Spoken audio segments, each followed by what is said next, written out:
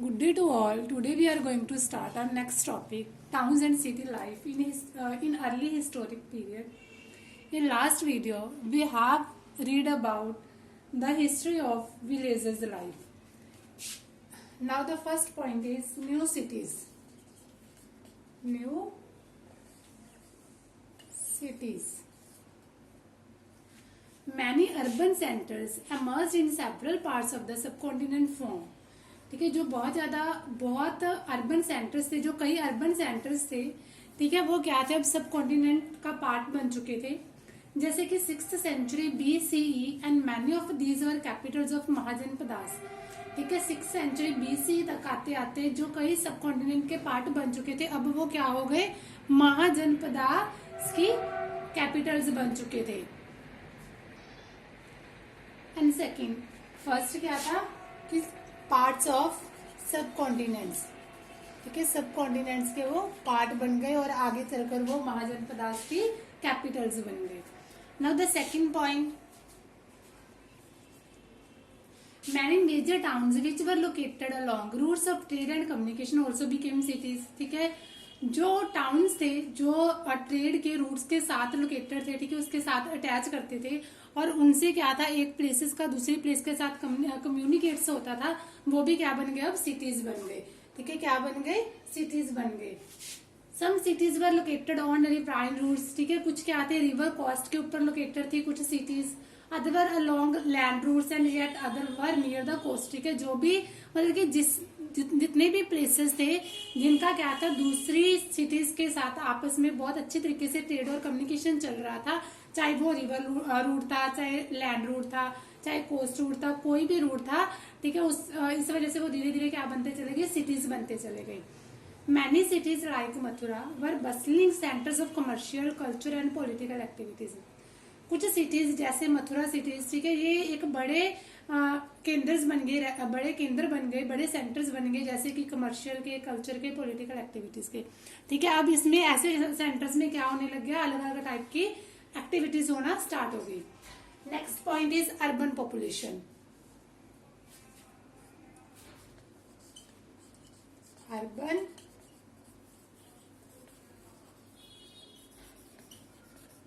Population. तो देखो, kings and ruling elites lived in 45 cities. ठीक है, जो किंग्स थे, जो उनके जो मिनिस्टर्स थे, उनके आसपास वाले लोग थे, वो क्या थे, 45 सिटीज में रहते थे. People who lived in towns were washing folk, weavers, carpenters, goldsmith, blacksmiths, merchant, etc. ठीक है, अब जो बाकी पीपल थे, ठीक है, अपनी अलग अलग एक्टिविटी करके अपने लिविंग ऑफ स्टैंडर्ड को हाई अप लेके जाने की ट्राई कर रहे थे. Next, inscription mention about guilds और shrines, organization of craft producers and merchants. अब क्या थे, कुछ ठीक है, इंस्क्रिप्शन में श्रेणीज को मेंशन किया गया है. श्रेणीज मतलब जो गिल्ड पीपल्स होते हैं, ठीक है, जो अपराधी किस्म के होते हैं, उन्होंने क्या किया था, organisation of craft producers and merchants. ठीक है, उन्होंने अपना एक मर्चेंट्स और क्राफ्ट प्रोडक्शन का काम स्टार्ट कर लिया था. These guilds probably procured raw materials. ठीक है, ये कोई, इसको हम यकीनली नहीं कह सकते, कोई भी हिस्टोरियन को इसके बारे में अच्छे से एविडेंस नहीं है. ठीक है, इसमें क्या था, उनको लगता है कि शायद ये रॉ मटेरियल कलेक्ट करते थे, regulated production and marketing the finished product, और उसके रॉ मटेरियल के बाद उसको फिनिश्ड गुड्स में प्रोड्यूस करके फिर आगे जो सिटीज थे उनमें बेच देते थे. Now the next point is trade in this subcontinent. Trades in the subcontinent.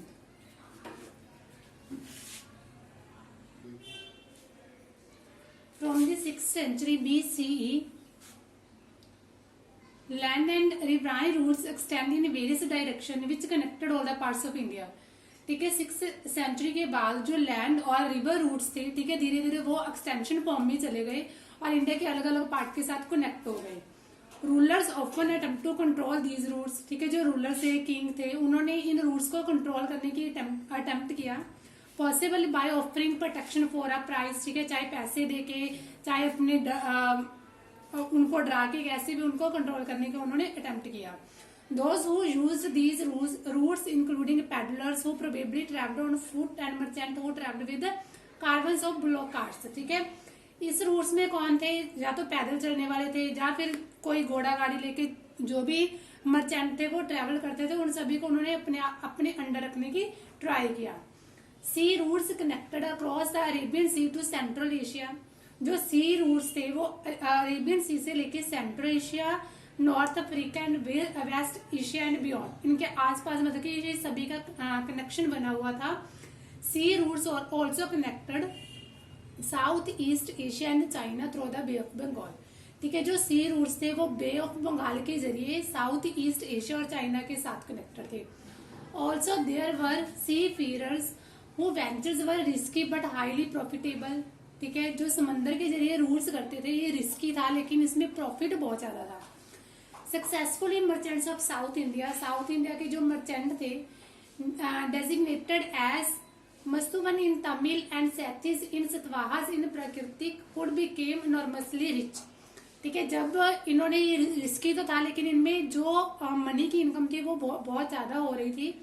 ठीक है, इस वजह से वो धीरे धीरे क्या होते गए, रिच से रिचर बनते चले गए। वो लोग क्या थे, राजा से भी उनके पास ज्यादा पैसा हो गया था, वो राजा से भी रिच पीपल बन गए थे। A wide range of goods were carried from one place to another. ठीक है, उनका अब सी रूट लगा लो, लैंड रूट लगा लो, रिवर रूट लगा लो, मतलब कि हर सिटी के साथ उनका कनेक्शन सेट हो गया था। इस वजह से उनकी जो गुड्स की एक्सचेंजिंग थी वो भी लार्ज अमाउंट में होना शुरू हो गई थी, जैसे साल्ट, ग्रेन, क्लॉथ, मेटल और फिनिश्ड प्रोडक्ट, स्टोन, टिम्बर। ठीक है, मतलब अलग अलग इतने सारे जो प्रोडक्ट थे उनकी वो क्या कर रहे थे, अब एक दूसरे के साथ एक्सचेंज कर रहे थे। Now the next point is coins and Kings. Next point is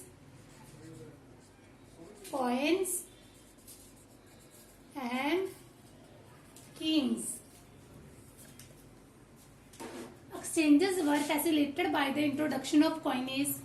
ठीक है, अब इतना ज्यादा अब कॉइन का एक्सचेंज होना स्टार्ट हो गया था, इस वजह से इसको कॉइनेज का भी नेम दिया गया है। इस वाले टाइम को, मेसोपोटामिया वाले टाइम को। Punch marked coins made of silver and copper. ठीक है, दोनों टीज के बने होते थे। Were amongst the early to be mint and used by many dynasty including the Mauryas. ठीक है, आगे चलकर भी बहुत सारी डायनेस्टी ने इन्हीं कॉइन्स का यूज किया। The first coin to bear the names and images of rulers were issued by the Indo Greeks.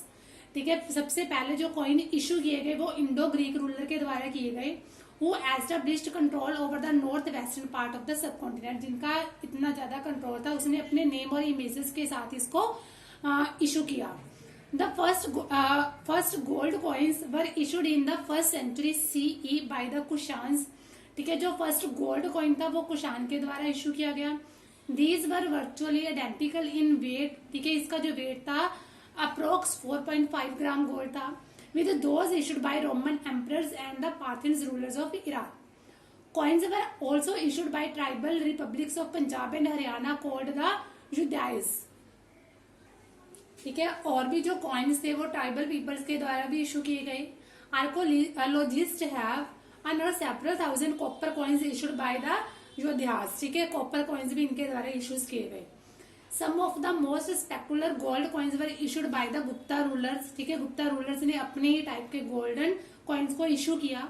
The earliest coins used by Guptas were remarkable for their purity. ठीक है, जो इसकी जो गुप्ताज ने जिस कॉइन को इशू किया ये अपनी प्योरिटी के लिए जाने जाती हैं। These coins facilitated a long distance transaction from which kings also benefited। ठीक है, इनका भी क्या है, काफी टाइम तक यूज अप होता रहा और ये क्या था, राजा की जो किंग्स थे उनके लिए बहुत ज्यादा बेनिफिशियल प्रूफ हुए।